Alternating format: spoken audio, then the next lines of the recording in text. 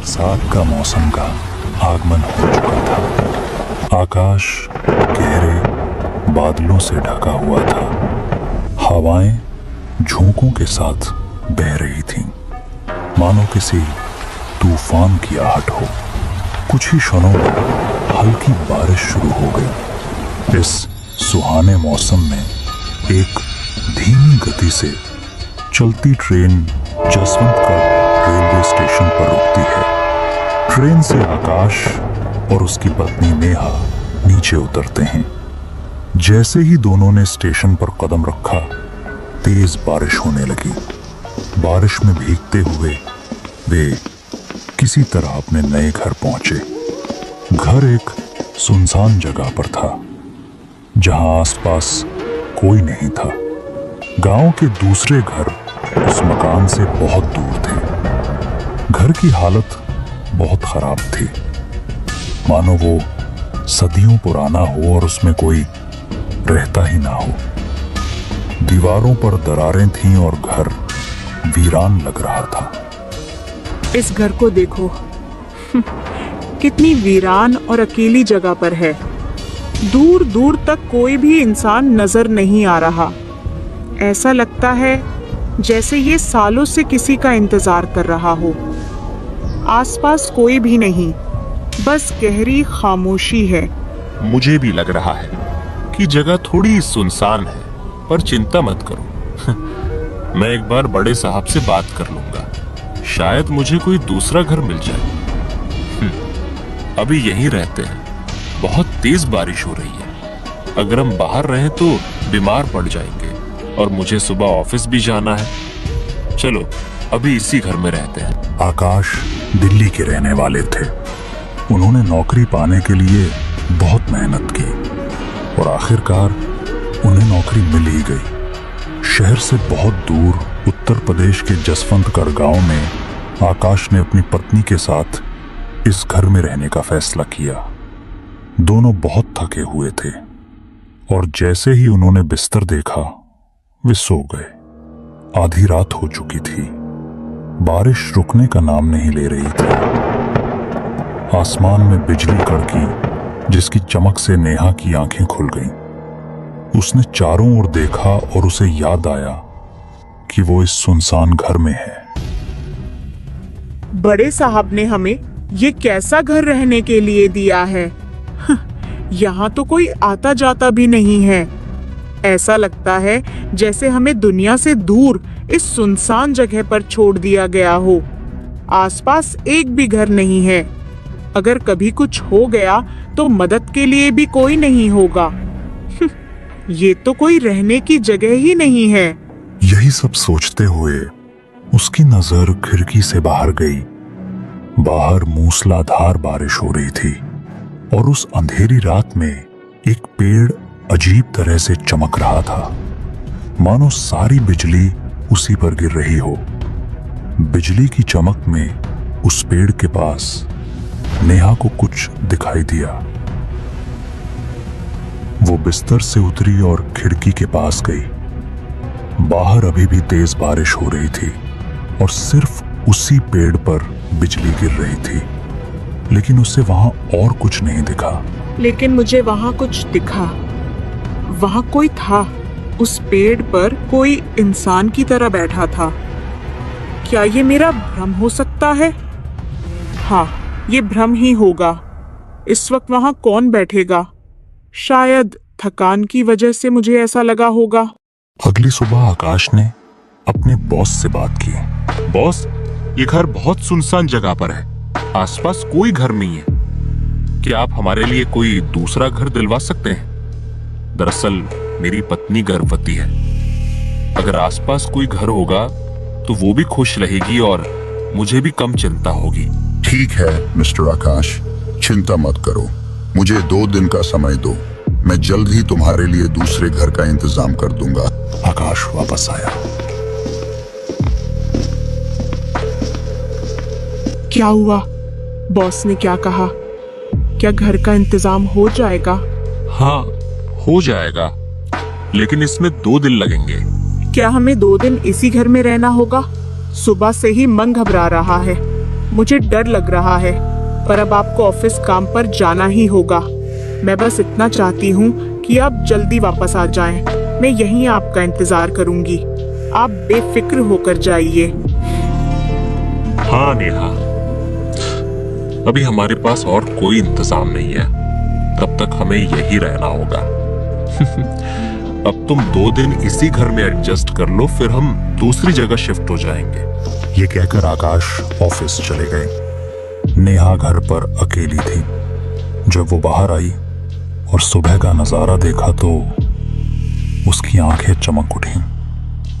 रात में जो मंजर इतना डरावना लग रहा था, सुबह बहुत खूबसूरत लग रहा था। चारों तरफ हरियाली और जंगलों से घिरा घर। लेकिन नेहा को एक बात अजीब लगी। आसपास इस घर के अलावा एक भी घर नहीं था। वो टहलने निकल गई और चलते चलते कुछ घरों के पास पहुंची। अचानक एक बुढ़िया ने उसकी तरफ देखा। अरे बेटी, तुम तो यहाँ की लगती नहीं हो। मैंने तुम्हें पहले कभी नहीं देखा। हाँ आंटी, मैं कल रात अपने पति के साथ यहाँ आई थी। मेरे पति को सरकारी नौकरी मिल गई है, इसलिए हम यहाँ रहने आए हैं। मुझे लगता है तुम भी यहीं पास में ही ठहरी हो। हाँ आंटी। क्या आप वहाँ वो पीपल का पेड़ देख रही हैं? उसके पास वाली सरकारी कोठी में हम रुके हैं। उस पीपल के पेड़ के पास। वहां से चले जाओ, वो घर ठीक नहीं है। वो घर छोड़ दो, भाग जाओ वहां से, वरना अच्छा नहीं होगा। आंटी, मुझे आपकी बात बहुत अजीब लगी। आप ऐसा क्यों कह रही हैं? क्या कुछ ऐसा हुआ है जो आप मुझसे छिपा रही हैं? प्लीज मुझे बताइए कि क्या बात है। सुनो, मैं तुमसे कह रही हूँ, इस घर को अभी के अभी छोड़ दो। यहाँ मत रुको एक पल भी नहीं। तुम्हें नहीं पता कि तुम किस दलदल में फंसती जा रही हो। ये सिर्फ एक घर नहीं है, ये एक जाल है जो तुम्हें अंदर से खोखला कर देगा।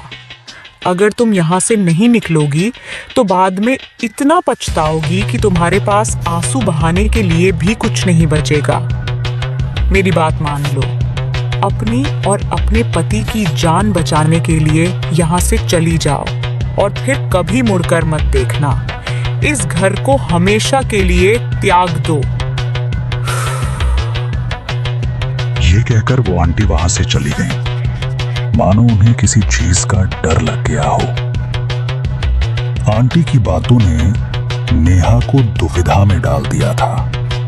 वो सोचने लगी, आंटी ने ऐसा क्यों कहा कि वो घर ठीक नहीं है, और पीपल के पेड़ के बारे में सुनकर वो इतनी अजीब बातें क्यों करने लगी।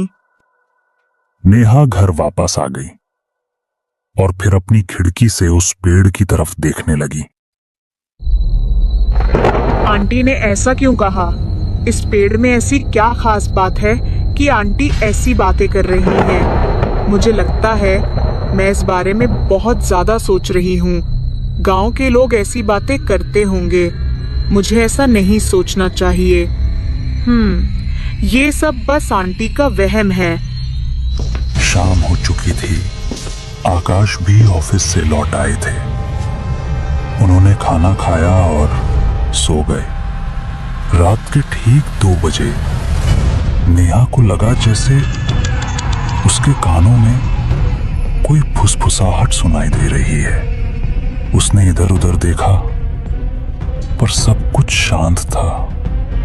उसे लगा कि शायद ये कोई सपना है। तभी नेहा की नजर खिड़की पर पड़ी। आज बाहर बारिश नहीं हो रही थी, मौसम भी शांत था। तभी उसकी नजर उस पीपल के पेड़ पर गई।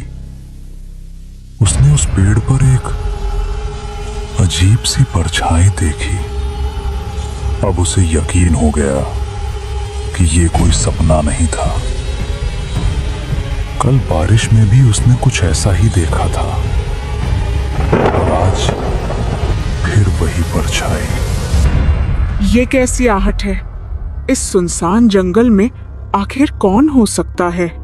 रात के इस पहर में जब दूर दूर तक किसी इंसान का नामो निशान नहीं है, इस पेड़ पर कौन होगा? क्या कोई मुझसे कुछ कहना चाहता है या फिर ये सिर्फ मेरे मन का डर है? अजीब सी बेचैनी है। ऐसा लगता है जैसे कोई मुझे देख रहा है। मुझे यकीन नहीं होता कि कोई इंसान इस समय यहाँ होगा, पर फिर ये खामोशी इतनी भारी क्यों लग रही है? नेहा ने दरवाजा खोला और पेड़ की तरफ देखा। पलक झपकते ही पेड़ के चारों ओर घना अंधेरा छा गया। उसे साफ दिखाई नहीं दे रहा था। नेहा थोड़ा आगे बढ़ी। चारों तरफ अंधेरा और हल्की धुंध थी। उस कोहरे में उसे साफ दिखाई नहीं दे रहा था। वो पेड़ के पास पहुंची। उसने पेड़ के चारों ओर देखा, लेकिन पेड़ पर कोई नहीं था। ये कोहरा कहाँ से आया? सर्दी का मौसम अभी दूर है, फिर ये कोहरा कहाँ से आया? अचानक पेड़ों के पास एक धुंधली रोशनी छा गई, जैसे किसी की गहरी आंखें उसे देख रही हों। उस रोशनी को देखकर नेहा 2 कदम पीछे हट गई। वो बहुत डरावनी थी। वो इंसान जैसी बिल्कुल नहीं लग रही थी। क्या ये मेरा भ्रम था? पर एक भ्रम 2 बार कैसे हो सकता है? ये एक अजीब रंग का प्राणी था जिसे इंसान नहीं कहा जा सकता। तो ये क्या है? मुझे घर जाना चाहिए। मुझे यहाँ अच्छा नहीं लग रहा। नेहा की सांसें तेज हो गईं। वो पलटी और तेज कदमों से घर की ओर चलने लगी। अचानक उसे लगा जैसे कोई उसका पीछा कर रहा है। नेहा बहुत डरी हुई थी। वो चीखना नहीं चाहती थी।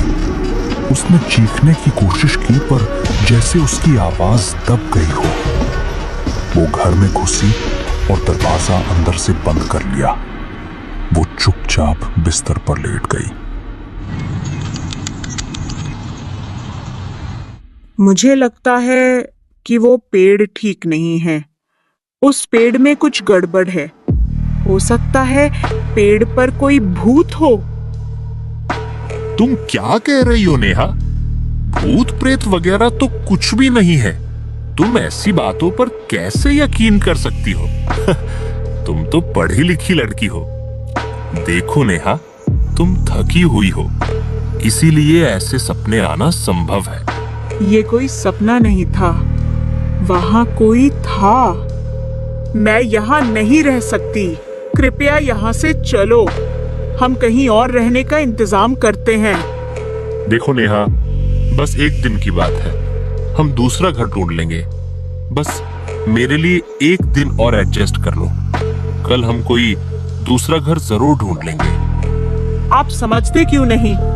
हम इस घर में नहीं रह सकते। यहाँ हमारी जान खतरे में है और हमारे बच्चे की भी। जरा सोचिए।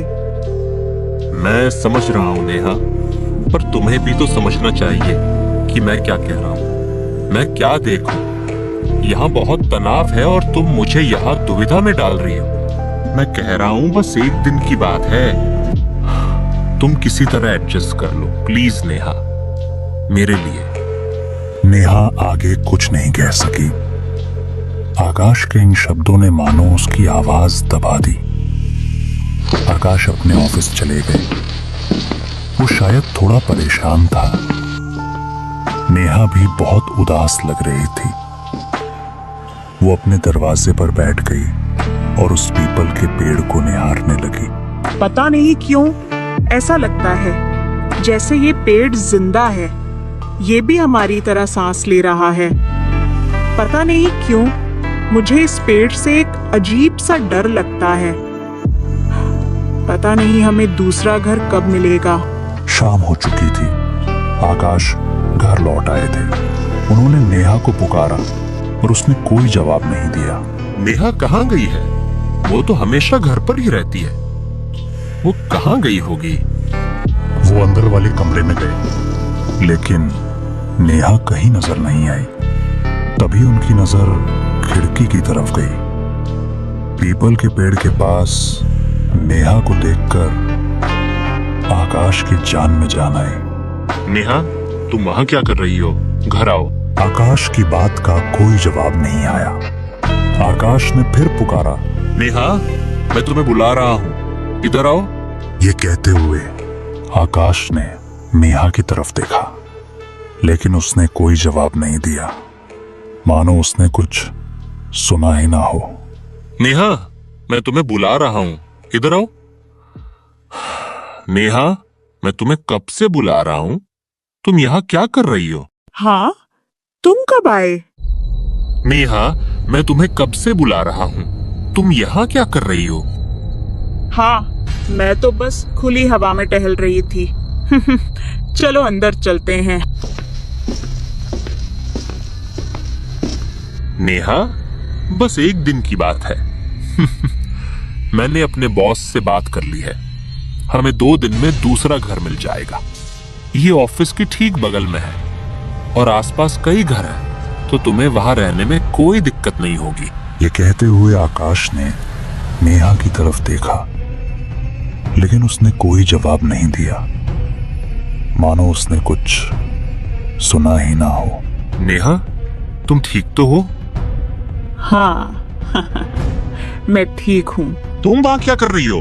सो जाओ, ज्यादा काम करना तुम्हारी सेहत के लिए अच्छा नहीं है।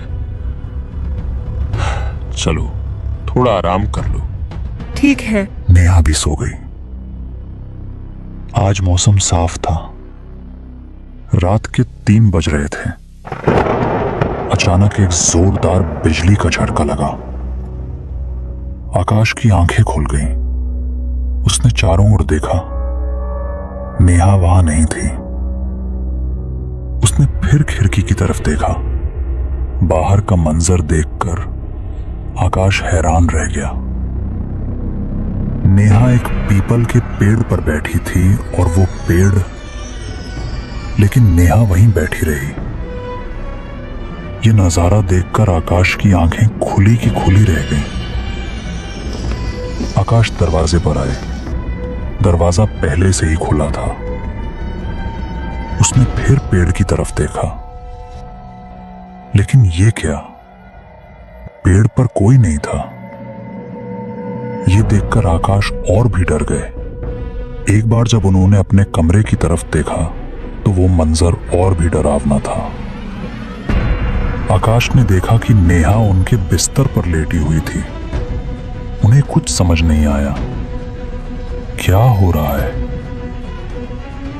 एक बार तो उन्हें लगा कि वे कोई सपना देख रहे हैं। आकाश बहुत उलझन में थे। उन्होंने दरवाजा बंद कर लिया और अपने बिस्तर पर सो गए। थोड़ी देर में आकाश गहरी नींद में सो गए। तभी उन्हें ऐसा लगा जैसे कोई उन्हें घूर रहा है। वो असमंजस में पड़ गए। ये सपना है या सच? जब आकाश ने आंखें खोली तो उन्होंने देखा कि यह सपना नहीं बल्कि सच था। नेहा उनके सामने खड़ी थी। उसके पेट और हाथों पर खून लगा था। उसकी आंखें अजीब लग रही थीं, मानो वो नेहा नहीं, कोई खून का प्यासा जानवर हो या कुछ और। ये देखकर आकाश का दिल धड़कना बंद हो गया। उन्होंने जोर से चीखने की कोशिश की, लेकिन उनकी आवाज अंदर ही दब गई। आकाश का पूरा शरीर अकड़ गया। वो हिलने डुलने की हालत में नहीं थे। तभी जलते हुए दिल के साथ वो बिस्तर से नीचे गिर पड़े, मानो उन्हें दिल का दौरा पड़ गया। सुबह सुबह आकाश के घर के पास भारी भीड़ थी। अंदर का मंजर बहुत ही भयानक था। नेहा का शरीर खून से लथपथ था और आकाश उसके बगल में लेटे हुए थे। उनका शरीर नीला पड़ गया था, मानो किसी ने उनके शरीर से खून चूस लिया हो। ये उन्हीं लोगों का काम है। उनकी हालत तो देखो, उन्हें यहाँ आना ही नहीं चाहिए था।